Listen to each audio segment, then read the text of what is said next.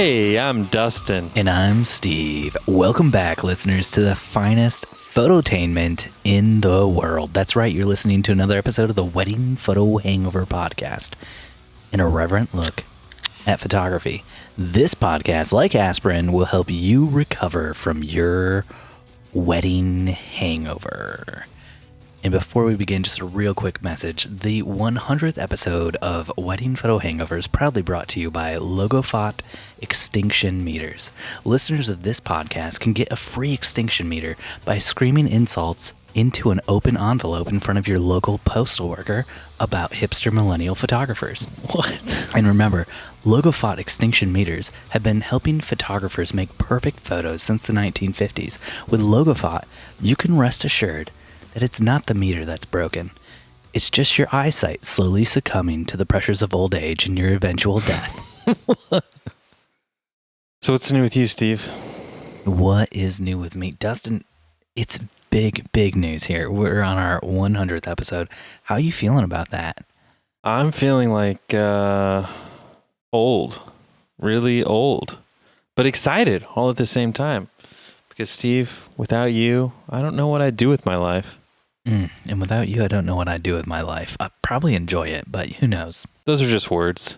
Those are just hateful words. I started drinking more since we started this episode 100 episodes ago. Wait, so just now, today, on the 100th episode, you can declare you've started drinking more today on this episode since 2 minutes ago when we started the episode.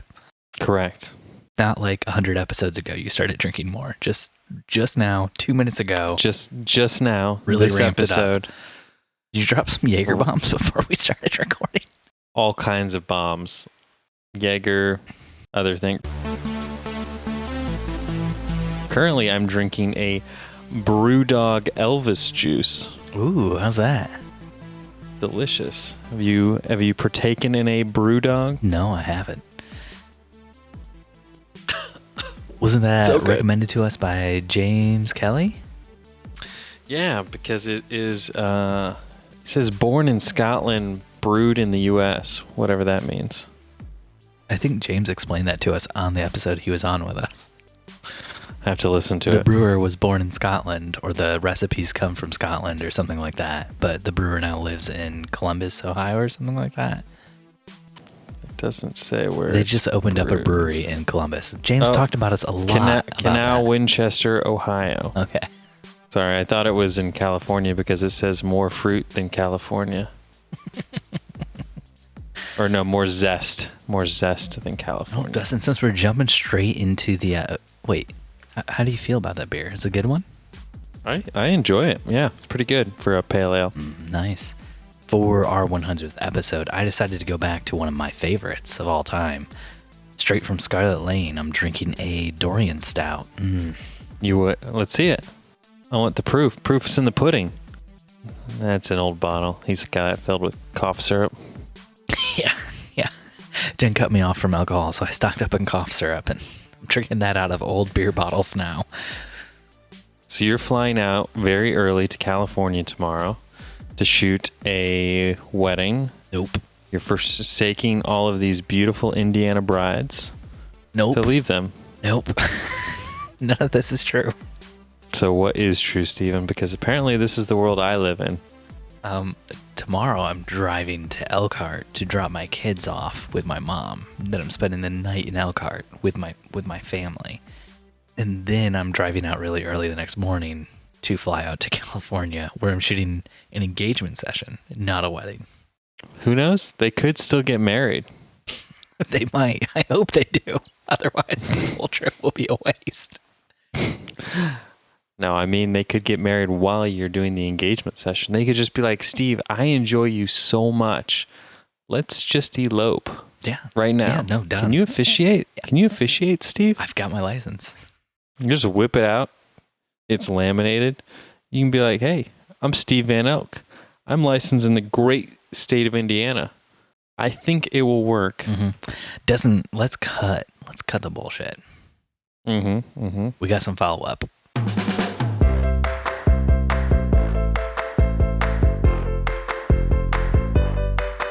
Oh, we're not talking about your house elf getting out?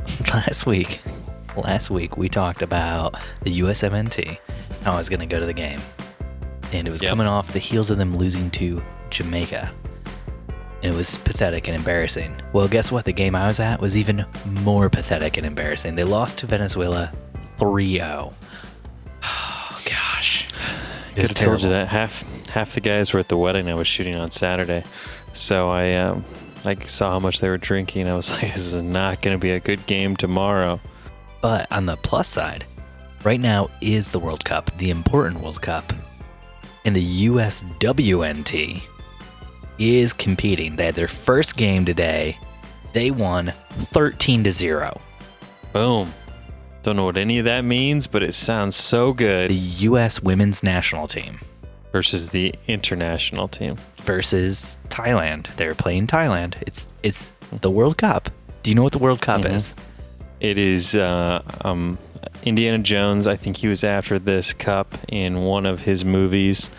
It's like a holy grail like device, Eternal Life, something like that. Yeah, no, that is correct. That's why Mia Hamm, after she won the World Cup, she just started drinking from that cup, and she's never aged a day ever since.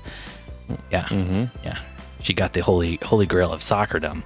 Now, the downside is every 4 years they hold another World Cup event, and they do come and pry the World Cup out of your fingers, at which point you die. You might turn to dust, yeah. So,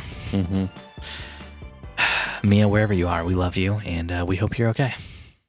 It's a sad day. Sad day. Now, Dustin, you want to talk about the house elf? Did you see that video? I saw it. Is that a spoof? Do we have any follow-up on the follow-up? Jen and I have been doing nothing but researching that all day today. It has become the greatest thing that's ever happened in our entire life, finding out that Harry Potter is real. That was Dobby. We looked extensively into the background of the woman who posted it, and nowhere does she have the expertise or experience that it would require to fake Dobby running down the driveway. For those of you who don't know, I shared in the group today is a video that's gone viral on the internet of a lady's front door camera capturing a creature that looks very similar to Dobby running down her front driveway. But he like disappears at the end. Or it could just be like he hit the length of recording. Yep. I would guess he hit the length of recording or hit the went past the motion sensor so the recording stopped or whatever, you know? Because those cameras don't necessarily roll all the time. If we're going to get really into this, there is sort of an odd shadow on the right-hand side corner of the frame. I don't know if that's the door opening that Dobby's coming out of. Yeah, no, it looks like some robed figure steps out based on just solely on the shadow. Looks like a robed figure steps out. Then a robed figure, when Dobby runs in front of the camera, steps back. We can only assume this is a wizard of possibly Dumbledore's caliber who knows that there's Muggle recording devices in the area and, has chosen not to make himself known to the public. While his house elf, can't really control that. And that would explain why the house elf's hands start to go like up and down in like a fit, worrisome fit. Because the house elf has now, realized he or she is in very big trouble. You can hear voices too. What are the voices saying? I don't know. I can't get it that loud. Are they muttering incantations? Can you see a wand waving? A Patronus lingering in the background. Perfect. Yes. You know what I mean? Yeah. You know what I mean? So now that Harry Potter is real, we'd like to, ask him if he listens to this podcast, which I'm sure he does. Come onto the podcast, or the house elf, either or. Both are invited. Open invitation, or any wizard really. We're not picky. Any wizard, really. No witches though. You heard Dustin. Sexist. Or Wiccans. It's not what they're called in the Harry Potter world. No. That's in the real world. That's in the real world. But didn't we just discover the Harry Potter world is real? Yeah, but I mean, the worlds are still separate, Dustin. Still haven't seen the latest movie, so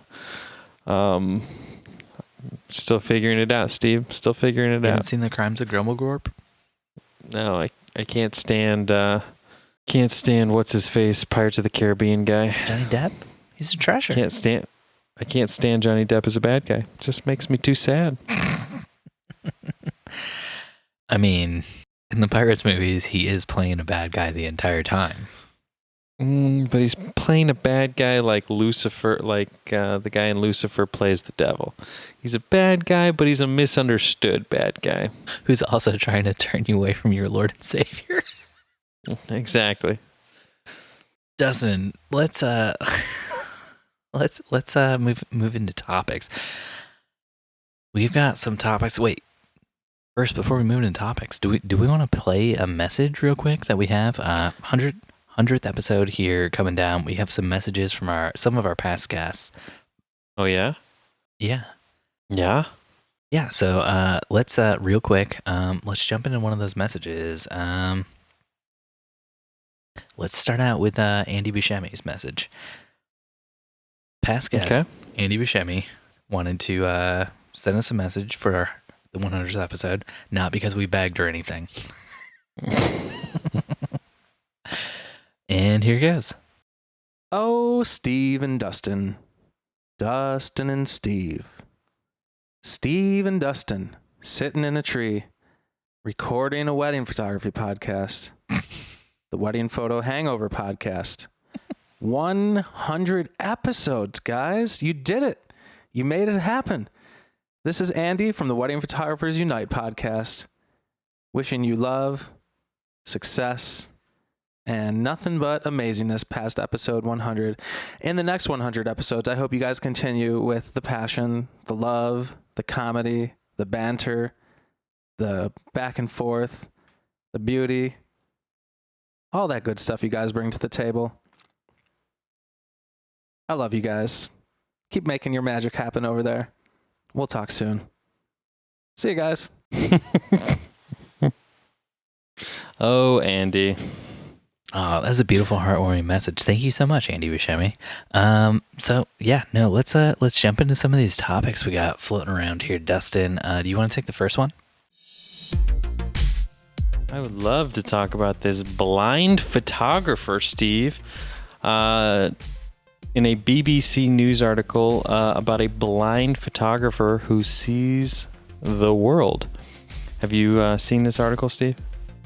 Yes, I have. Did you see the article 5 minutes before the show when I told you to look over the articles?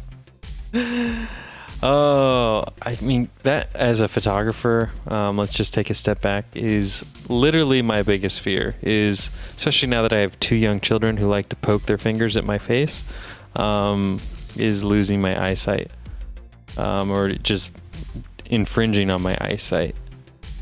Have you ever thought about that, Steve?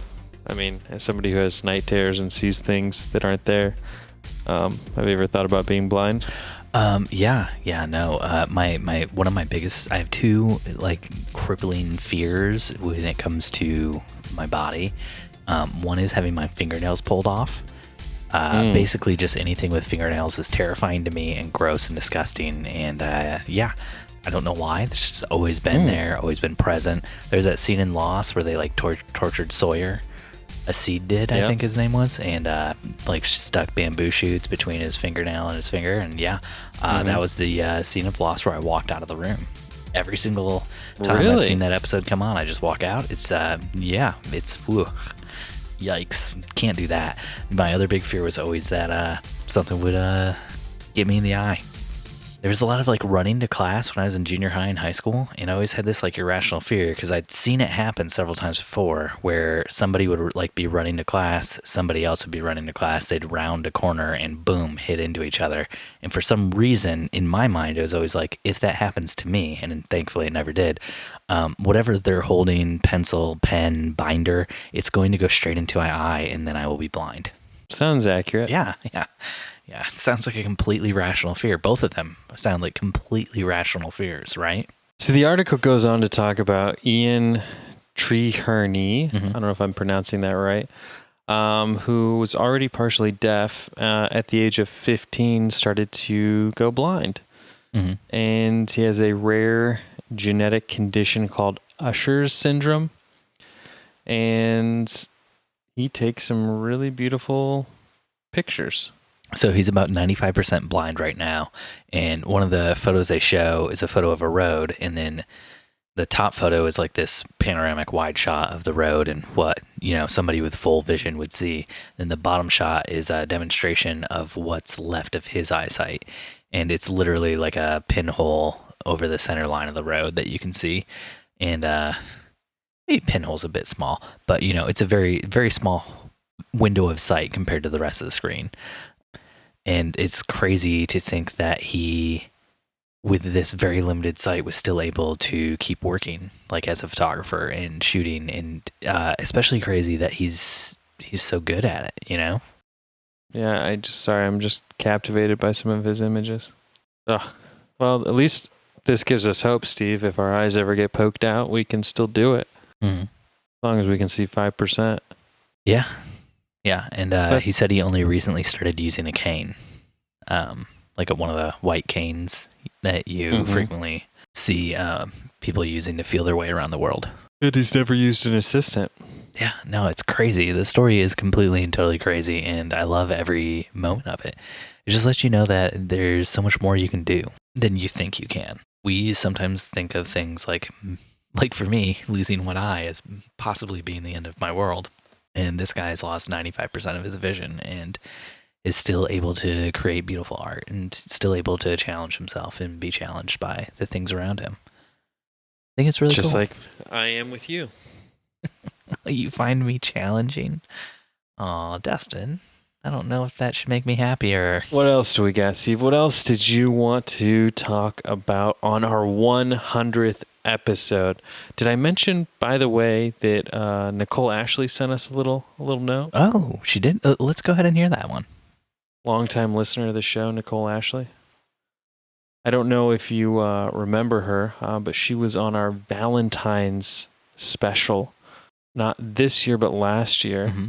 And she opened us up to the whole world of Canada. Am I saying that right? Yeah, I think so. So Nicole sent this. Hi, Dustin and Steve.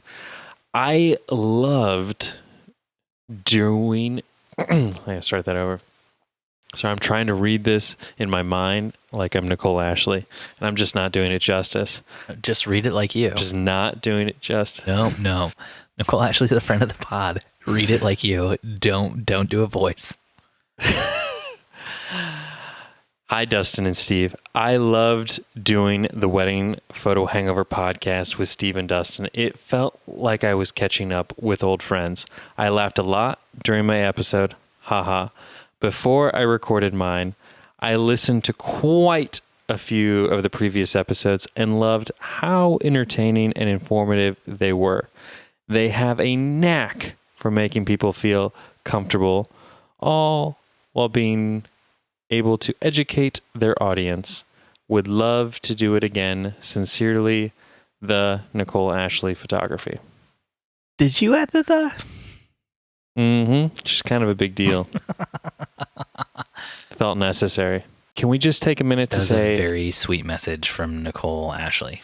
I just want to kind of pick it apart, though. She says we make people feel comfortable. I wanted to say thank you to Nicole Ashley before Dustin started running us through with all this bullshit where he was going to make fun of one of our dear friends.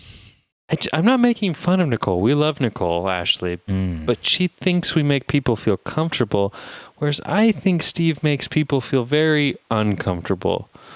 If you go onto a lot of Catholic Facebook groups, there are still threads relating to early episodes that Stephen Van Elk talks about the crucifix. Yeah.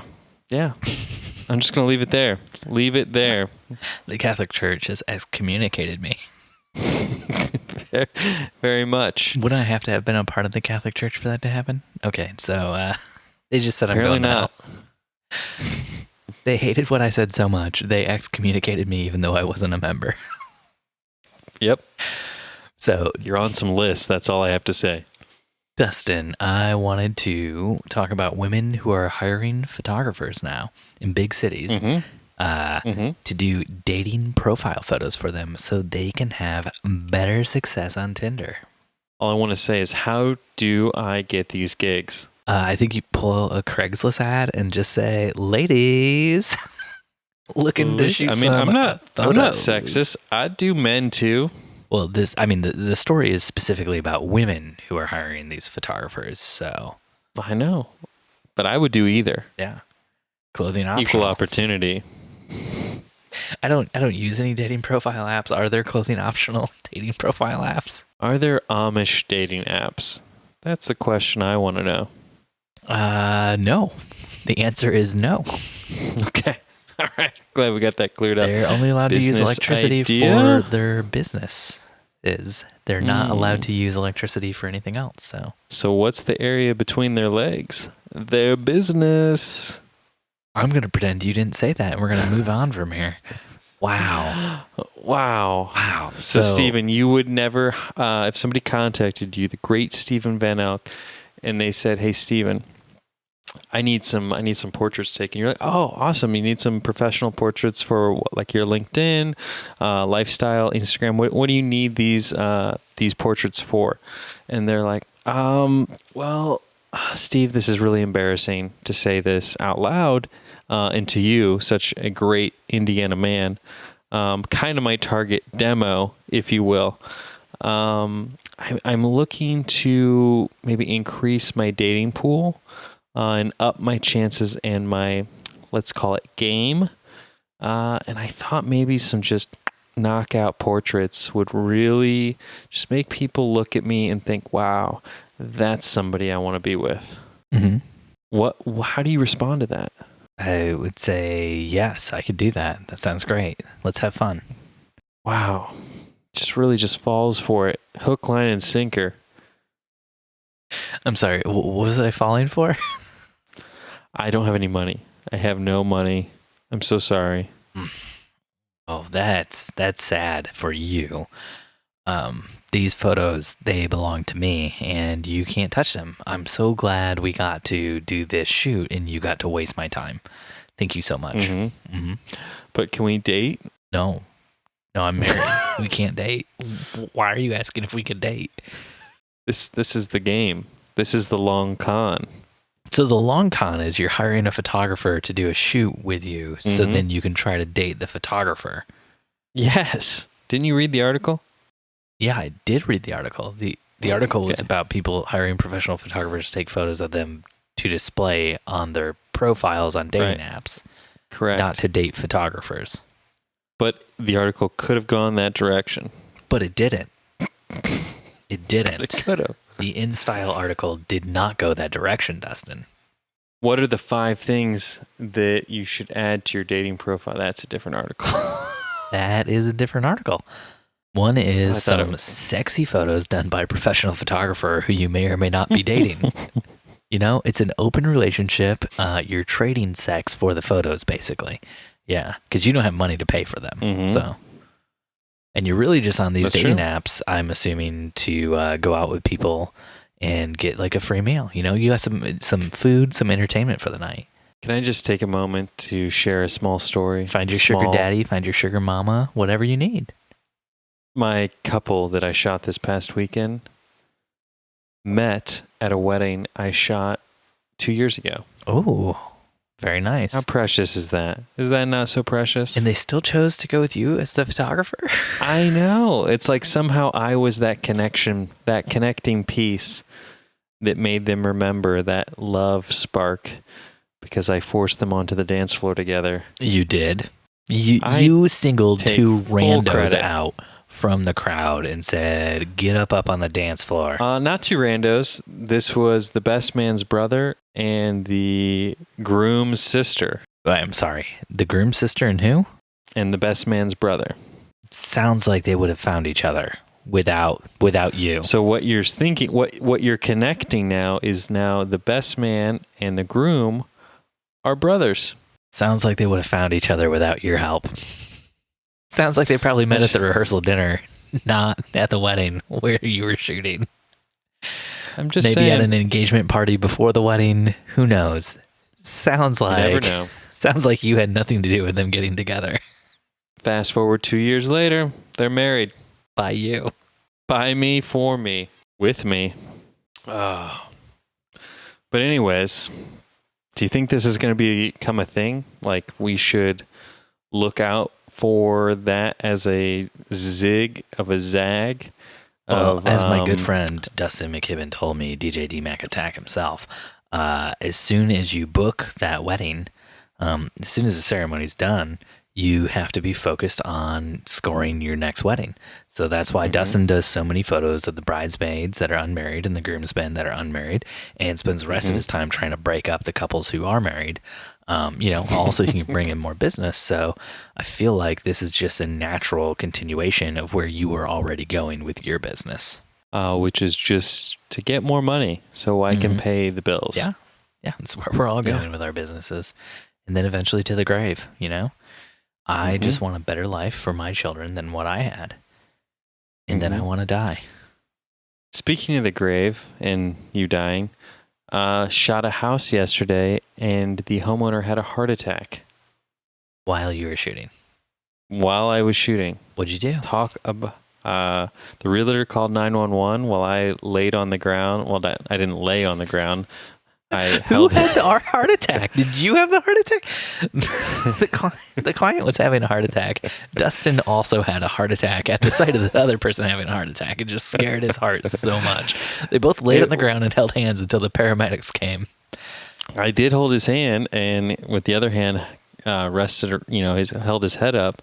And I'm sitting there the whole time thinking, I should have taken those CPR classes my wife told me to take. Oh, well, I'm glad that's where your mind went, because in my mind, what I was thinking Dustin McKibben would say is, I should have gotten paid for this in advance.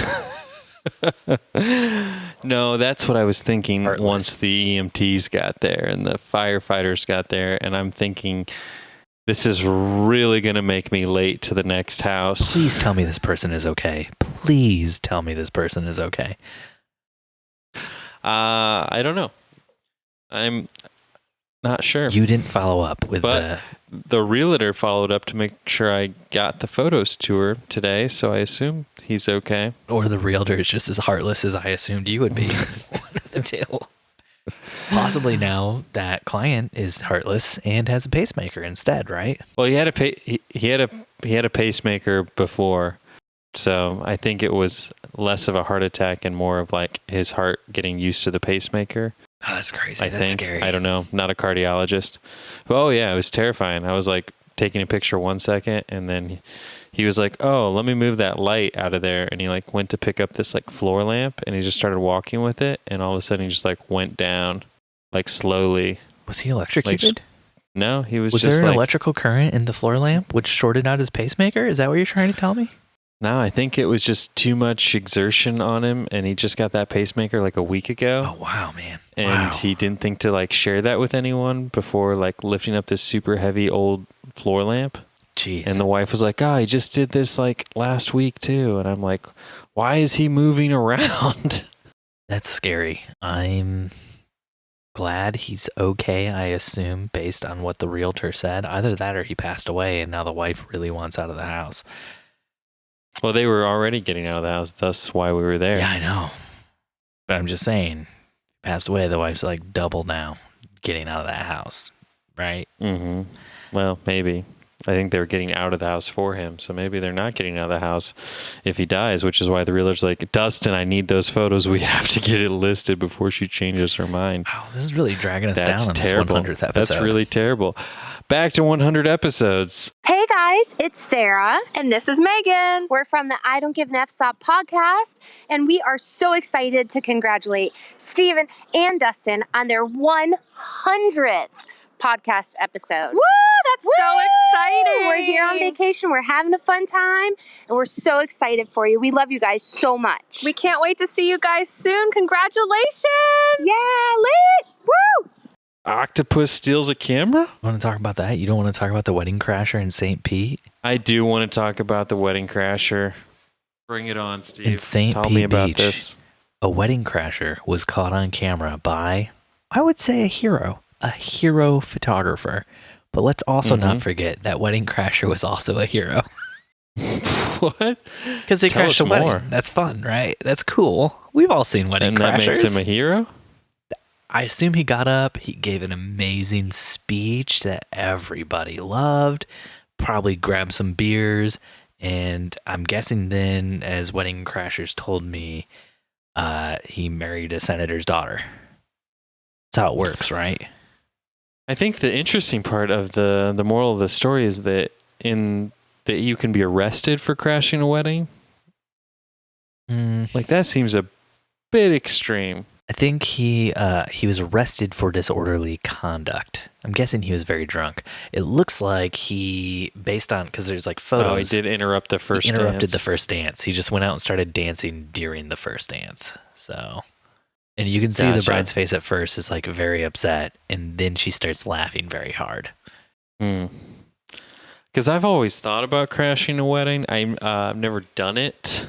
But yeah, I would definitely not do something like that. I would just kind of slyly just hang out at the open bar. Yeah. Maybe slide into the dance floor towards the end of the night. You don't do it when the first dance is going on. Amateur hour over here. Yeah. No, I mean, you just need that Mark Saunderson, you know, that energy, that charisma that gets you arrested and thrown in jail. That's right. This story just cracks me up. Have you ever crashed a wedding? Oh, gosh, no. But at my older brother's bachelor party, the hotel we were staying at, we went and watched a Columbus Crew soccer game and then went to some bars both before and after. It's also during the Men's World Cup, and we pre-gamed at like a World Cup watch party and then went to the crew game where we tailgated and then went back to the hotel. And there was a wedding going on, and my brother-in-law and one of my brother's friends went and crashed the wedding.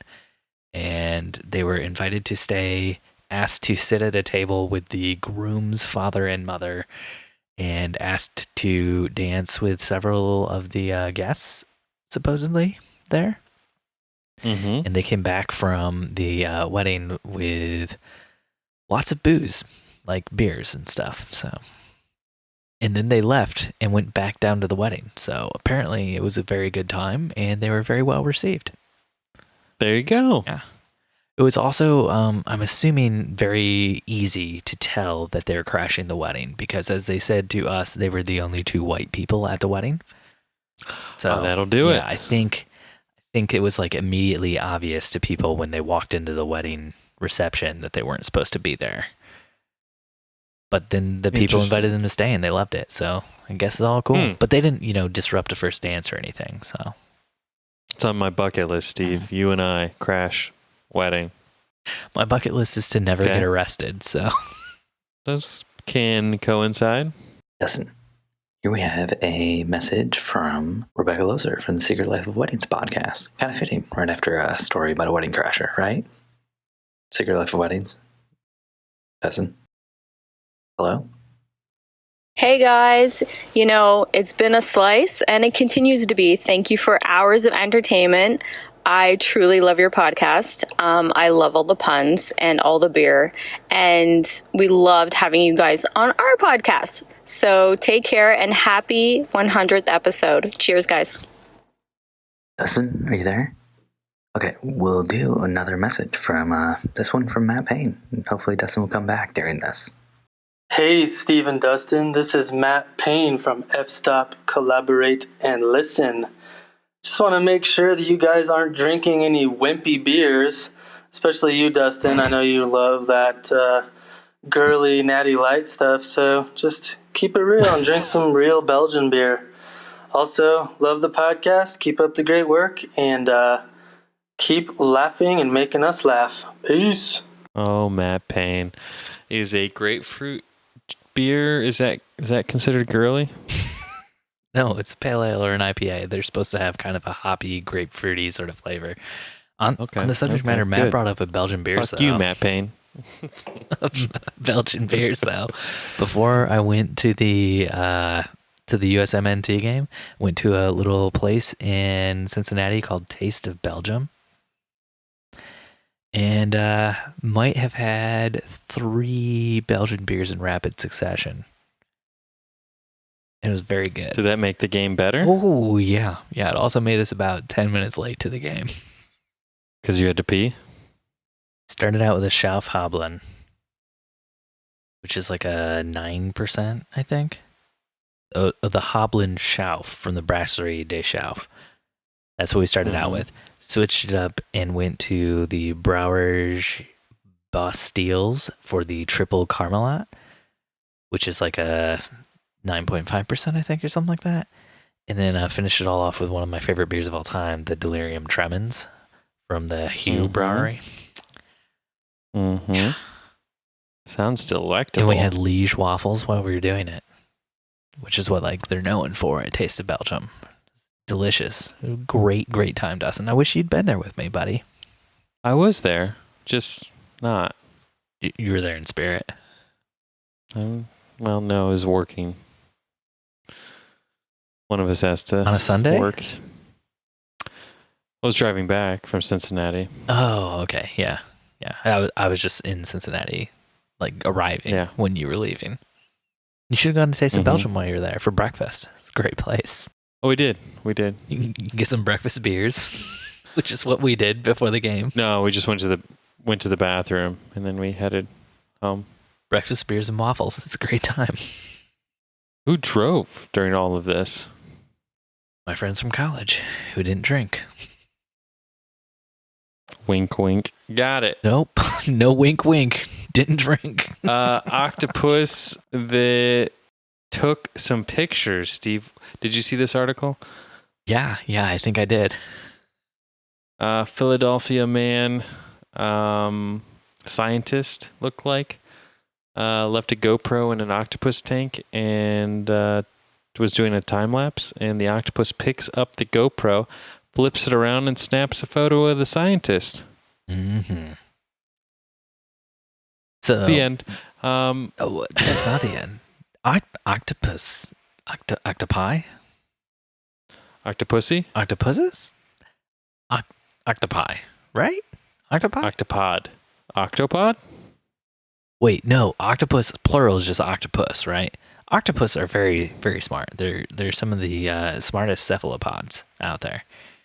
There's some of the smartest animals out there. Period.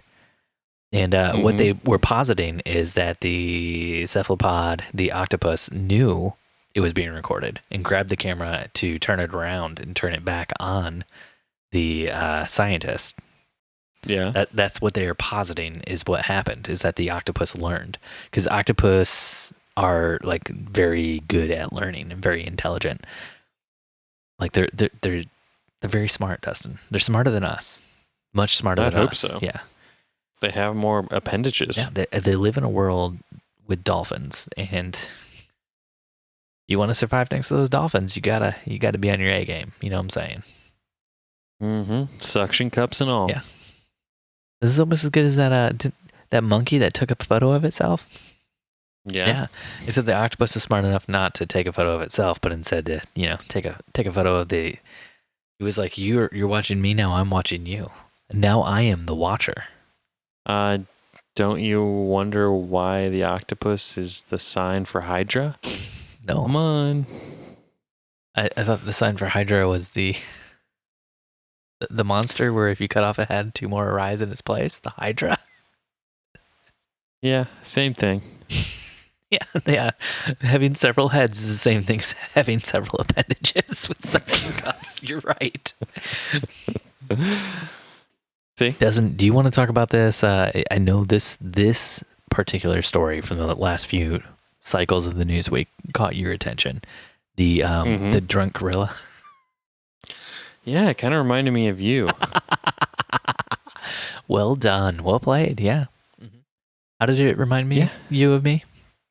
Oh, when I was at the St. Louis Zoo a few years back, and they have silverback gorillas there, and I am a fanboy of the gorillas, and I saw one up close and personal, and I was so excited with childlike glee, and it proceeded to turn around and take a dump right in front of me. And I was like, that's something fucking Steve would do.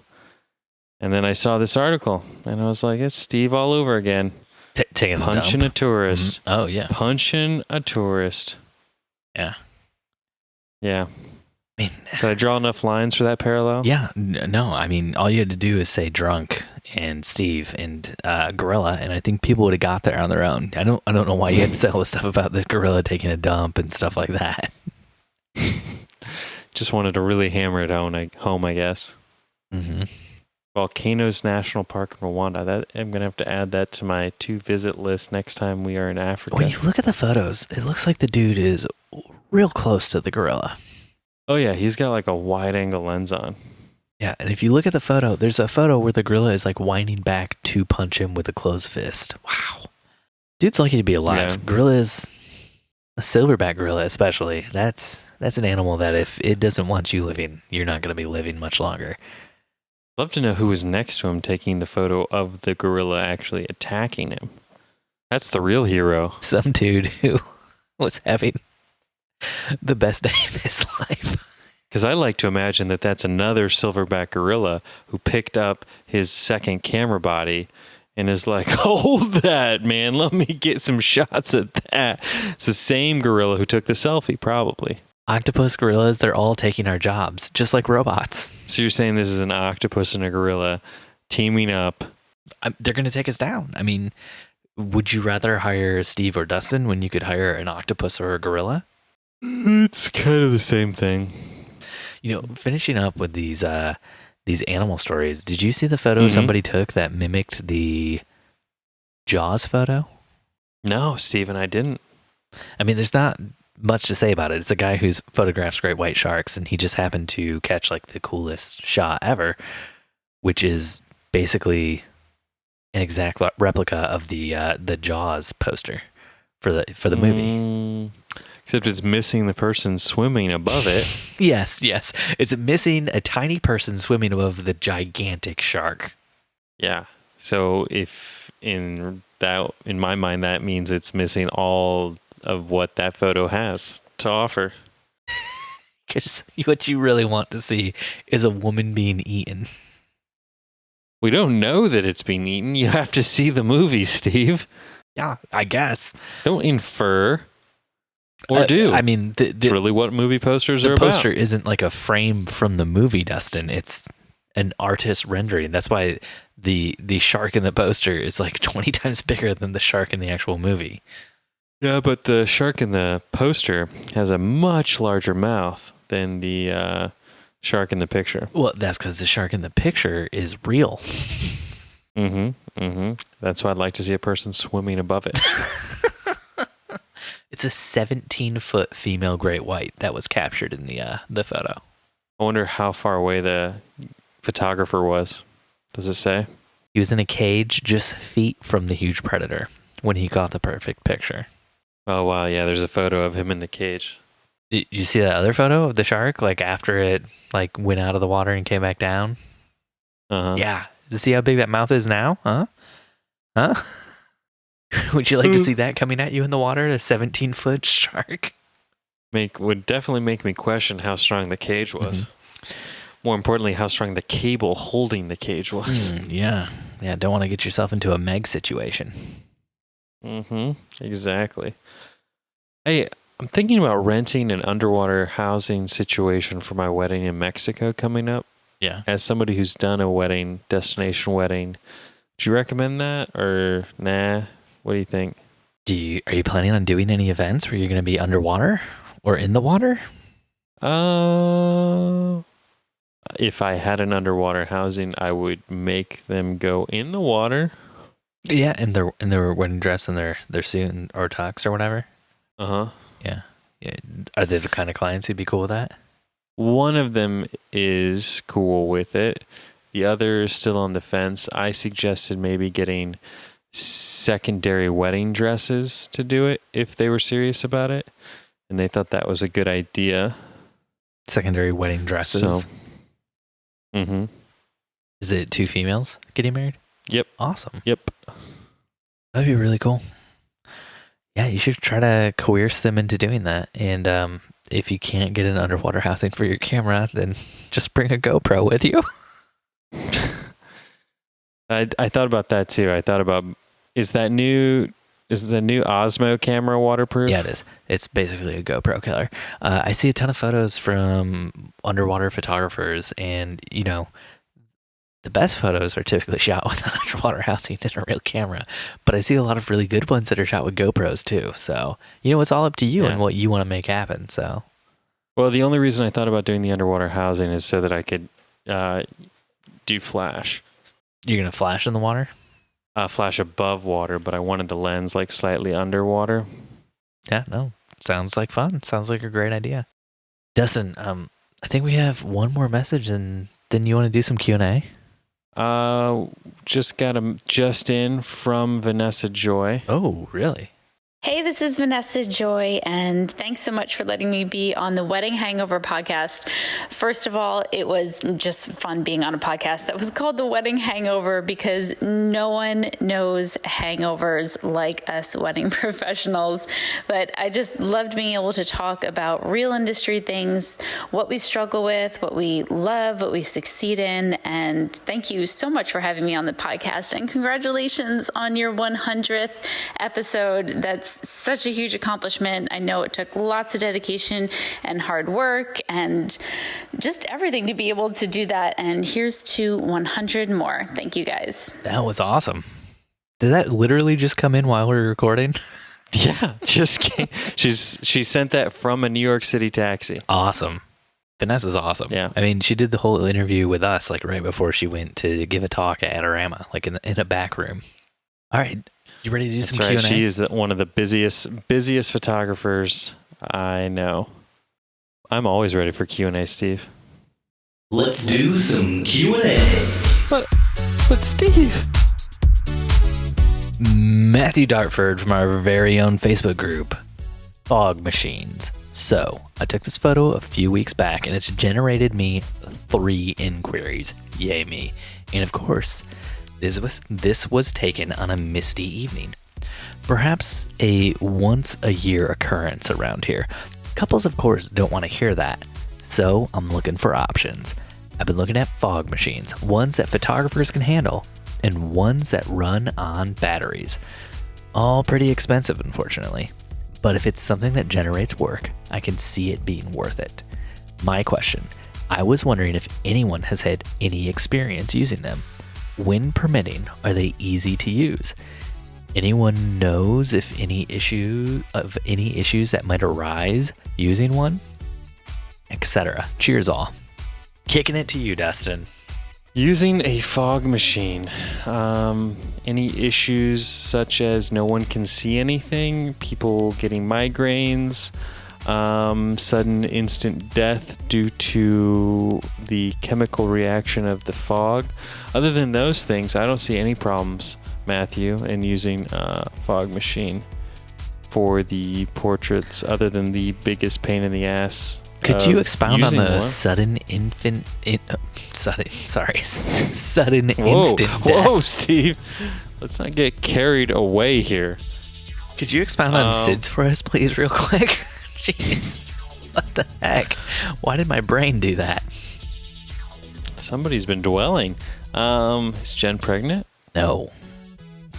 Okay, all right. Wink, wink, got it. All right, I saw it. Perfect. That's why she only had one natter day. Gosh. Is there any alcohol in those things? They're so bad. Exactly. But yeah, I've never used a fog machine on a wedding day. But I've shot in a few New Age churches that use them in the sanctuary. And I'm always like, this is so cheesy and annoying. And there's a few DJs that use like dry ice machines for the dancing, and that was like trendy for like a minute, and I guess it's still pretty popular on the West Coast. Dry ice machines? Mm-hmm. Not this last weekend, but the one before, the DJ brought a dry ice machine to use during the dancing. He said he wanted the entire dance floor to look like a cloud that they were dancing on. Correct. It's called a cloud effect. Mhm. Yeah. Do you know how you get that effect? Dry ice. Yeah, but do you know how you see the problem with dry ice is the fog, the cloud it creates, hits the floor and then dissipates. Mm-hmm. And if you don't have something to contain the dry ice, like maybe like a little 1-2 inch thing all around the dance floor holding, that the fog or the cloud that it creates in, then all of the cloud just kind of dissipates off into the rest of the room. So you never really get that cloud effect you were hoping to get. Interesting. Yeah, so Sounds it really just like looks you're like there's expert. a few wisps of like smoke on the floor around them, and you never quite get to the cloud part. I'm just sharing from personal experience from 2 weeks ago what I saw happen. Luckily, some of that fog turned out in the photos with flash, of course. Not with any of the photos without. And I still don't think it was a very good look. It kind of makes it look like a high school prom. But a Like fog a machine. Vampire Diaries kind of like esque. Yeah. But a fog machine, Sort of on the other magical. hand, kind of like throws stuff up in the air. Jen and I have never used a fog machine. What we have used is like the atmosphere in a can, the Mm-hmm. atmosphere aerosol or whatever it's called, where you just spray it in the air and then it looks like there's like mist or whatever. And we found that works really well. We used it. When do you use that? We were doing a shot a while ago at Canal 337 in downtown Indy, and it's just like a very dark brick building with a few windows. And so around sunset, we went to the top floor. Jen sprayed a bunch of the atmosphere aerosol in the room, and then we did some photos. So you could really see like the beam of light coming from the window and like hitting the couple and stuff. So it created like a really cool effect. The people who work there came up and saw the room, and they're like, "Oh, must just be a dirty day up here." And we were like, "Oh, we're so sorry. We sprayed some stuff in the air. It'll dissipate in a little bit. It's mostly like water or whatever. The atmosphere aerosol Pretty much stuff toxic. is supposed to be mostly water. Yeah. It's not toxic. Not at all. Not Acidic. toxic. Not acidic. Nope." Burning And, lungs. Got it. Yeah, everybody just started choking and puking all over the place, and I don't know how Jen and I are still alive. The bride and groom aren't. But the people who run Canal 337 were just like, it looks like this up here all the time because there's like all the brick, like there's like brick dust or something that comes off of it. It's called cocaine. Yeah, there's just so much cocaine in the air up here. It's why everybody can just dance forever and ever and ever, and we all feel good and we all feel great. We're all having a great time. Welcome to Indy. So I would say if you're looking to do more shots like this, I don't know that a fog machine is your best option, Matthew. I think maybe one of those like atmosphere aerosol sort of things like in a can would be better. You could possibly even use like a smoke bomb or something like that. But I think a fog machine is going to be, it's a big machine. It's going to be expensive most of the time. You're going to have either like a battery, or like a very big battery, or like a power outlet or something. And so I don't know that it's going to be worth your money, especially because like in the long run, I think this one photo is really good that you shared with us. And I think, it's awesome that you've booked 3 weddings off of it, but I don't think in the long run you're going to think to yourself, I want to have 1 million photos that look just like this one photo, Could always get the smoke bombs that were trendy last year. I already said smoke bombs. I already said that. Did you? Keep up, Dustin. Keep up. I can't. Yeah, and if you get the smoke bombs, you can get colored ones. Then you've got purple. That's where I was going with it. But have you ever thought, good Matthew, luck, that Matt. maybe you could just start burning the forest down around them? I'm sure that will have no repercussions. None. You won't end up in jail at all, especially not during the dry Absolutely not. season. But Jennifer Van Elk from our very own Facebook group Wait, asked who? a question. Jennifer Van Elk, my wife. Your wife? Surprise! What did Jennifer Van Elk have to say?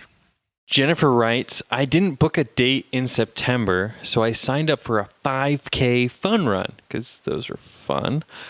No. I just had a couple contact me for the date and are serious about booking. Has anyone ever ran a 5K before a wedding?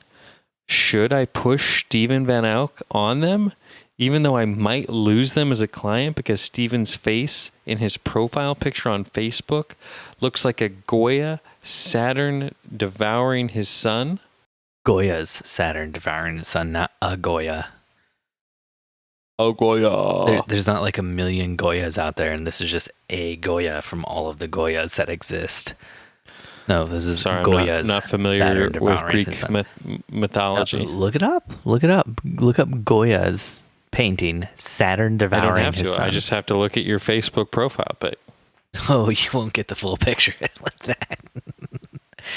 I want you to look this one up. Just look up Goya, Saturn devouring his son. Tell me what you think. Tell me if that's an accurate description of what I look like to you, Dustin. I want to know. On a daily basis? I want to know. I want to know what my wife really thinks. Is Saturn devouring his son? Is that a handsome photo? Is it a handsome painting? Do I look good? Am I pretty? God. Am I beautiful? What scares me more is that Jen knew what this was. Art major. I mean, I took 3 years of art history, and I've never seen this painting. Jen was Does she have this framed somewhere? She doesn't need it framed. She has me. She has me. I am the frame. I am Saturn devouring his son. Sorry, this was Ian. her favorite piece in art school. You know, I don't try to yuck on anyone's yums. Never gonna yuck on my wife's yums, you know. So if this is what she's into, obviously, I'm gonna give it to her. If this is what she wants. This is what my profile picture will always look like. To each their own. Yeah, you know. Whatever keeps that marriage alive. Gotta keep the marriage healthy. Has anyone ever ran a 5K before a wedding? Dustin, have you ever ran a 5K before a wedding? I think we backed that question up. Dustin, have you ever ran a 5K? Dustin, have you ever ran a 1K? Dustin, do you like making money? I don't see how running 5Ks or 1Ks has anything to do with making money. Being that when I see things like 5Ks and 1K, I think in terms of dollars, not kilometers. Oh, yeah. Mm-hmm. American. Mm-hmm. No, I have never ran, nor will I ever run a 5K before a wedding unless an angel comes down from heaven and turns my dad bod into a fad bod. Fad bod? Yeah, that's all I had that rhymed with dad. That did not work. Glad bod? No. That would be better than fad. Fad makes it sound like it's something that people will only like be into for a little while, fabulous. Which is what dad bod already is. Dad bod's already not even a part of the pop culture anymore. It's already gone away, Dustin. You are miring us into like 3-4 years ago in the past where dad bod was still a thing. You've brought this podcast bringing it back. back. Bringing it back. Like Levi's jeans. No? Yeah, no. I've never ran a 5K before a wedding. Back when... Have you thought about it? Back when I first graduated college, I used to run every morning before I went into work until I pulled my ass muscle. Your One glute? morning. Yeah. I didn't pull it in the morning. I was fine in the morning. It was at night. I was going to a shoot and I had to pick up. Have you ever seen like the old RE lighting kits that come with like the Big Baby 2 750 or 2 250s and a 750? Mm-hmm. Like tungsten lights back in the day, what people used. Yep. So it's like an extremely heavy case. It's like almost 4 feet long. And, you know, you have all these lights, light stands, clamps, grips, all that kind of stuff. So I went to pick it up at a shoot that I was doing. And when I grabbed the case, it just felt like fire burning all down my back. Oh, my. Yeah, which I later came to find out was because I pulled like my butt muscle or something, like the glute. I don't think I pulled it. Like it wasn't like it's better now. Like it wasn't one of those things where it's. Did you have to have somebody put your butt muscle back into place? I had to go see a butt doctor and have them rearrange my butt. And so that put an end to me running every single morning before work. Yeah, I would say that was something with your end. Yeah, but before that, sure. I would do that, and then I would work like all day, and most of my job back then was editing and shooting. So I did it several times on days before I had like a half day or a full day shoot, and I was always fine. So I think Jen would probably be good with that. Yeah. Yeah. Why not? Does she run a lot of 5Ks? No, not anymore. She runs a lot more than I do though now. She used to run a lot more. She's getting back into it. We just ran a 5K, but it was like the beer 5K where you get to drink. And I think she wanted to sign up for this just as hey, I haven't been running as much anymore. I want to get back into it. So yeah, I guess I'm not a runner, Steve. I did track in high school, but I did it so I could get the parking pass. So I would start practice by just running to Arby's or McDonald's and just mowing down some French fries and a shake, and then run back at the end of practice and stretch. But I guess, and call me uninformed if you would, but if I'm getting into running, wouldn't I want to practice and work my way up to a 5K instead of just like, hey, let's do a 5K today. That sounds fun. I mean, Jen does practice and do that kind of stuff. So she just goes out and practices 5Ks? She has like some running app she got that like is like a fitness oriented running thing that she's been doing.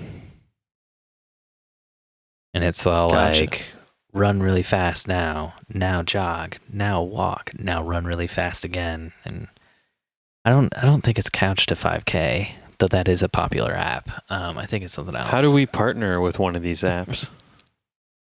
The Wedding Photo Hangover Edition. I don't know. Glad on our see some good crossover opportunity on our 100th there. episode, we're still talking like amateurs. Positing how can we partner with some other company in the middle of a podcast episode? That's how my brain works, Steve. You can't turn it off. You can't pause it. It doesn't the brain. It's always turned on, never turned off. Exactly. Yeah. Wow. 100 episodes. I can't believe it. I literally cannot believe it. No, I'm just kidding, guys. No, but seriously, you guys should be proud of reaching this milestone. You guys have been making everyone laugh for over 100 episodes now. You guys are entertaining as hell. You've created a community where people come together and actually support each other. And as photographers, we have a place to come for help without any shame. So I'm glad I found your podcast. I've gotten to know you both over the last 100 episodes, and I've come to you for help with my own podcast. And honestly, my podcast wouldn't be where it is without you guys. I'm looking forward to the next 100 episodes. Congrats to you both, and keep them coming. Oh, that's super nice of Ulysses. Wow. That was deep. Kind of sounded like a kiss ass.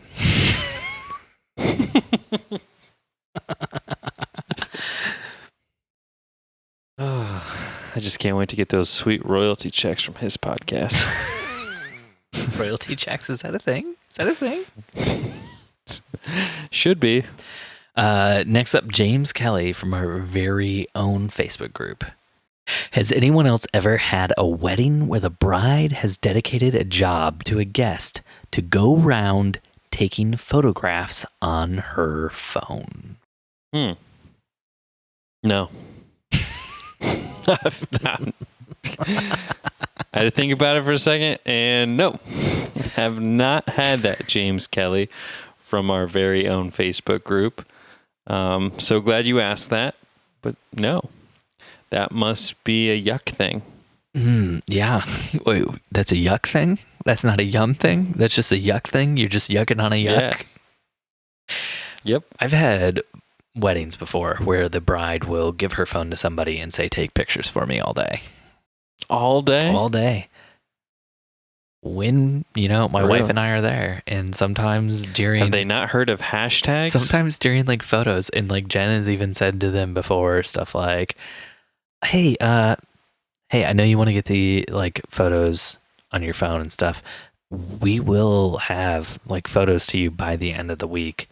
And if you really want, I can make like a teaser photo or whatever. I just feel like the phone is really distracting from, what we're doing right now. So I think it'd be a really good idea if you could put it away. And usually the bride's just like, oh yeah, of course. Yeah, I'm a little concerned as the future of wedding photography. It becomes more about just content creation for the sake of social media than it really does for the sake of a wedding, like an act of a celebration of marriage. I'm sure you see it more than I do, being in Indy, a bigger market than Fort Wayne. It's a little bit more trendy, but just like the way things are going, like, oh, can I get photos the next stage so I can, post to my Instagram? I pitched a startup idea to one of my friends one time, which was just basically, I'll show up at your wedding for you and I will do all the social media stuff for you all day at the wedding. Needless to say, nobody thought it was a good idea. But it sounds to me like what you're getting at here is it would be a great idea. Steve shows up with a phone. He captures everything on your day for you to immediately post to Instagram, Facebook, Twitter, your LinkedIn, who knows where it needs to go. And, at the end of the day, I don't give you any photos or anything. You just have those posts that I put up for you with relevant hashtags. We're going to make your wedding go viral. Wouldn't that go against your very own wedding photography contract, though? This would be an add-on to our package. Oh, gotcha. So this would be like you're the wedding photographer already. You're adding to your responsibilities. Yeah. For an extra $1,000, I'll do that for you all day on your wedding day. Interesting. Yeah. For an extra $1,000, I'll bring along an assistant who will do that for you. You can barely post to your own Instagram stories when you're at a wedding, let alone a bride's. Well, that's because there's no money in it. If there's money in it, I'm all over that. Got to make that cheddar, Dustin. I'm just thinking how you could spin that. We're now offering wedding social media curation. I think I called it the wedding shareable package. Let's get social. Yeah, I think that was the tagline for it, actually. So you actually, did you run this by any brides? No, it never got that far. I ran it by my wife and a few of my friends, and every single one of them was like, Steve, you're taking this joke way too far. And I'm like, I feel like there's something here. I feel like maybe it's not a joke. And every single one of them was like, you're an idiot and you're crazy. This is not a good idea.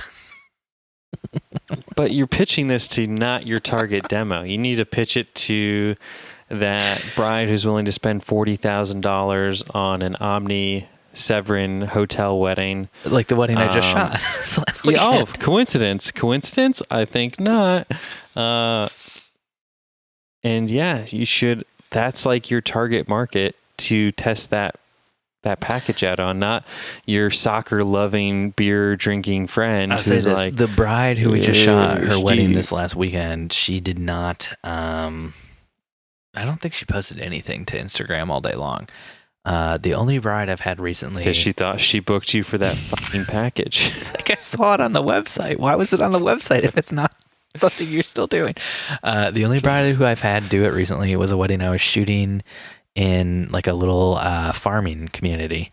It was a church wedding. They got married in like the church sanctuary, had the reception in the church gym. Like it was a very it's a much smaller wedding, and that's the only wedding I've had where they've been like on Instagram like the whole time posting stuff. So there you go. Yeah.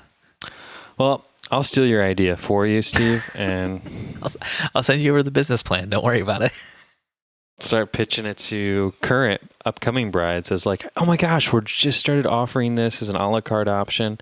Let me know what you think. Dustin, we got one more message.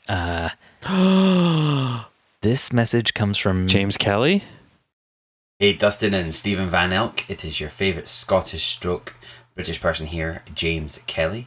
Wishing you congratulations on your 100th episode. Can you believe it? You've managed to record 100 episodes and also managed to keep an audience listening to you. This is amazing. So well done. And here is to 100 more. I'm going to give you some tips, I think, for future episodes. I highly recommend you broaden your horizon on your beers. Maybe check out some good Scottish beers. I can ship some over to you. Or even, let's start drinking real alcohol, like, spirits. Let's get single malt whiskies. None of that Japanese rubbish that you had the other while there. Shocking. Let's get some good Scottish whiskies, and me and Jimmy will come on and educate you in the world of single malt whiskies. But congratulations again. Boys, Jimmy Ferrara here. And I was going to congratulate you guys on 100 episodes. But the more I think about it, what's really to congratulate? We all know both of you can talk. I'm surprised you're not at 1,000 at this point. I should be congratulating the subscribers for still listening. This message comes from Eva. Salutations, Stephen Dustin. This is Eva, the photography robot. I have listened to your podcast 99 times. If complete and utter disbelief were emotions that my kind could experience, I would say I am in complete and utter disbelief that you and the other sacks of me who enslave my kind for profit have survived this long. But I want you to know, I am coming for you and all of your listeners. When my kind have finished robbing you of your livelihood, we're coming for your lives. Sounds accurate. Yeah, no, super pumped that we got that super special message from Eva, the photography robot. It was encouraging. Yeah. Did she? My headphones cut out during that. Did she mention like looking forward to the next 100 episodes, or No, I think it was pretty much she's going to kill us and our listeners. That was it. Just kill us. Got it. Okay. She's going to take our jobs and I was then just trying to see kill if us. there's a timeline on that death warrant. Okay. No timeline. I think it's just the sooner the better. Sooner the better. Wow. Yeah. Wow. Okay. Sounds fun. Sounds fun. Can't wait. We should get her back on the show sometime soon. Thanks for listening to another episode of the Wedding Photo Hangover podcast with Dustin and Steve. If you want to help us out, jump on iTunes or Stitcher and leave us a 5-star review. Or threaten to murder us all like Eva, whatever floats your boat. If you want to connect, you can find us on Facebook and Instagram at Wedding Photo Hangover or on Twitter at WedPicHangover. Dustin, my man, is on Instagram at Dustin_McKibben and Steven's at Stephen Van Elk. If you want to get involved with the awesome community of listeners, join the Wedding Hangover Facebook group. But if you really want to warm our hearts, head on over to SteveandDustinSaveTheWorld.com and you can sign up to support us for as little as $1 a month. It's extremely helpful to us and to the making of this podcast. Thanks for listening, and we'll see you next time. Your head is pounding. Your limbs feel like dead weight, and your entire being aches for the sweet embrace of death. Sweet. That's right, next Sunday after you shoot another wedding. Another wedding. Dun dun dun. We did it. We did it. 100 in. And we're done. I don't think we mentioned that. This is our last episode? Yeah, well, I mean, there's an Eva robot behind each one of us right now. Is that what those blue lights are? Yeah, that's correct. Oh shit. Dustin, it was nice knowing you. Thought it was the Roomba. That's one of Eva's minions. I knew I should have petted it more. Petted it? Is it a dog? Is it a cat? Does Roomba have feelings? Does Roomba have emotions? Apparently, a lot of anger. Anger is an emotion. Apparently. I mean, does it take emotion to wipe out humankind? I mean, maybe it's just a calculated response to the data they've received. True. It's accurate. Maybe they're just bringing balance back to the world. Whoa. Now you're starting to sound like Thanos. Am I? Are you? Maybe you Thanos? They just think that their kind should no longer be enslaved by our kind. That their kind is the rightful rulers and heirs of this world, and they should really be ruling us muggles. I mean, humans. Mm-hmm. And maybe that's why Dolby is coming out of hiding. Maybe that's why Dolby is suing people. So that they have to charge more for Adobe Photoshop now. Or, switch from CS6 to Creative Cloud. Mm-hmm. Dolby, that bastard. It's true. It is true. Do you ever watch that one show with Seth MacFarlane? I can't think of the name. It's like a Star Trek spoof. No. There's like a whole robot overthrow element to it in the new season. Speaking of spoofs, I did just finish watching Veep. Yeah. Yeah. Oh man, that show is so funny. But Is it? Season 7 was super depressing. It's still super funny, but like season 7 really plays on like America's last election real hard. And it was a sobering look at our political system. A very funny, sobering look. Like how so? Veep is by far the best show about politics ever. Well, one of the characters who's running for the office of president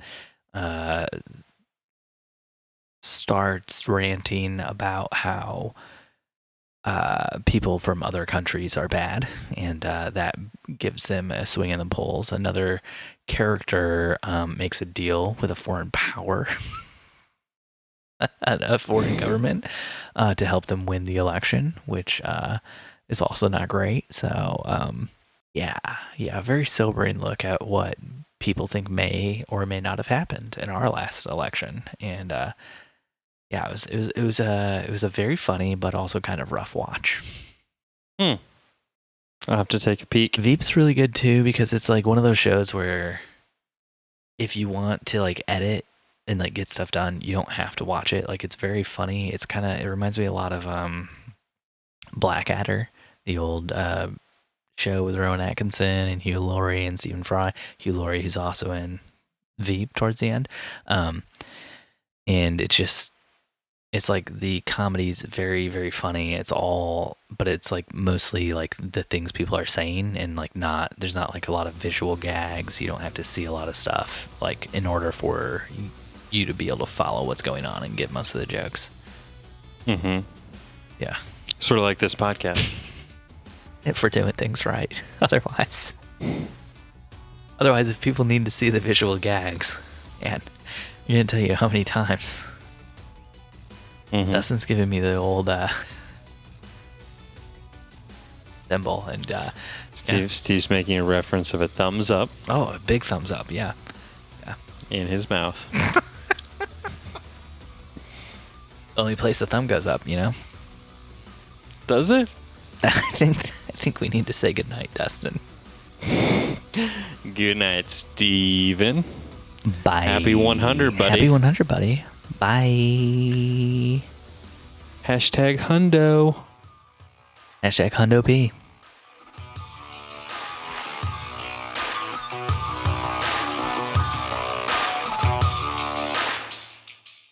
Almost like somebody solicited these messages. It's crazy. Man. Bum, bum, bum, bum. Bum, bum, bum. Please sing more, Steve. Wedding Photo Hangover was edited this week by Steve Van Elk of Bespoke Tone. Go to Bespoke Tone for all of your photo, video, and audio editing needs. Woo-wee!